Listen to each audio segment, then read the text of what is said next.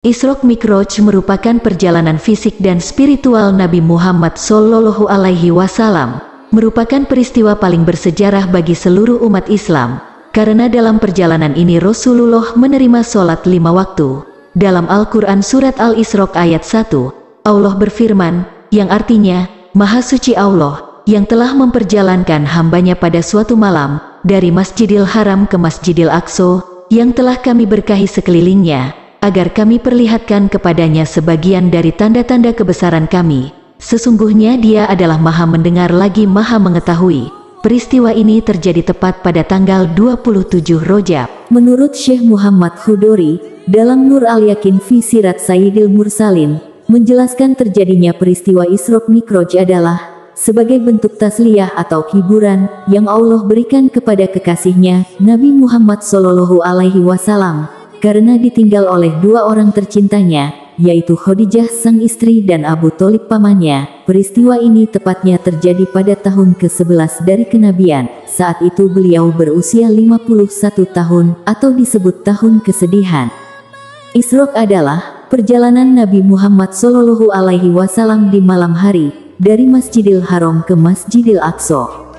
Sedangkan Mi'raj adalah perjalanan Nabi Muhammad Shallallahu Alaihi Wasallam ke alam yang paling tinggi, Sidratul Muntaha, dan di sanalah sholat 5 waktu diwajibkan. Awal perjalanan Nabi saat Mi'raj, Nabi Muhammad Shallallahu Alaihi Wasallam pergi dari Masjidil Haram menuju Masjidil Aqsa menggunakan buraq, kendaraan yang dipersiapkan Allah, yang super cepat dan dalam hitungan detik bisa melesat kemanapun Nabi pergi, yang tidak bisa dijangkau oleh akal sehat manusia. Ketika telah sampai di Masjidil Aqsa, Nabi terlebih dahulu sholat 2 rakaat bersama seluruh Nabi dan Rasul terdahulu beserta malaikat-malaikat yang diimami langsung oleh beliau. Setelah selesai sholat, Rasulullah diajak naik oleh malaikat Jibril ke langit pertama. Di sana beliau disambut manusia pertama yaitu Nabi Adam alaihi salam. Beliau mengucapkan salam kepada Nabi Adam. Pada langit kedua Rasulullah disambut oleh Nabi Yahya dan Nabi Isa. Dan pada langit ketiga Rasulullah disambut Nabi Yusuf alaihi salam. Selanjutnya di langit keempat Rasulullah Muhammad disambut manusia yang pertama kali menulis menggunakan pena dan menjahit pakaian yaitu Nabi Idris alaihi salam. Di langit kelima Rasulullah disambut oleh Nabi Harun alaihi salam. Di langit keenam beliau disambut oleh Nabi Musa alaihi salam. Dan di langit ketujuh beliau disambut oleh Nabi Ibrahim alaihi salam yang sedang bersandar di Baitul Ma'mur, suatu tempat di langit ketujuh yang setiap harinya dimasuki oleh 70.000 malaikat. Ketika telah sampai di langit ketujuh, Rasulullah ingin naik 1 tingkatan langit lagi, akan tetapi malaikat Jibril tidak bisa mengantarkan lebih dari batasan itu, karena nantinya ia akan terbakar oleh nurnya Allah Subhanahu wa Ta'ala yang sangat terang. Lalu naiklah Rasulullah sendiri ke Sidratul Muntaha dan di sanalah Allah mewajibkan sholat 50 waktu dalam sehari semalam kepada umat Muhammad. Setelah Nabi turun ke langit 7, bertemu Nabi Ibrahim. Dan ketika Rasulullah turun di langit ke-6, bertemulah dengan Nabi Musa. Beliau menanyakan, apa yang Allah wajibkan kepada umatmu?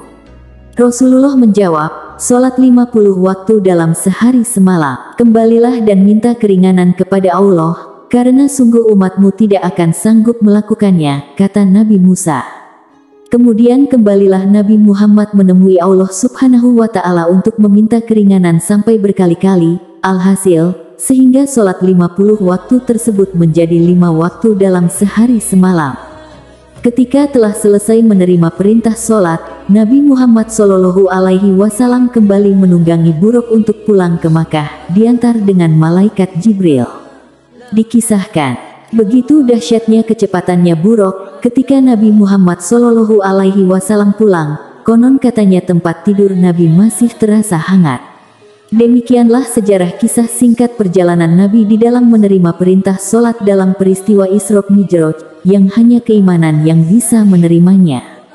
Sebab dalam logika akal manusia tidak akan pernah bisa menerimanya, sebab kejadian ini memang di luar nalar akal sehat manusia.